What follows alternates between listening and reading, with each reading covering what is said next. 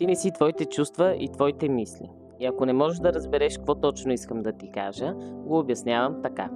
Това, че мислим нещо или че се чувстваме по някакъв начин, това не е факт, което ще рече, че не е реално. Това, което е факт, е това, което правим. Какви са нашите активни действия? Да речем, мислиме си, че никой не ни харесва, затова решаваме да си останем вкъщи. Факта не е, че никой не ни харесва, факта е, че си оставаме вкъщи. Тоест, оставайки си вкъщи, ние не можем да проверим наистина каква е реалността и да видим, верно ли е това, че никой не ни харесва?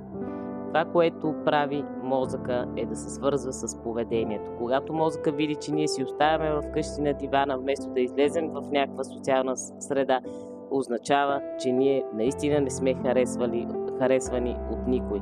Затова мозъка продължава да поддържа тази мисъл все повече и повече. Това, което трябва да направим, е да действаме въпреки нашите мисли, да променяме фактите.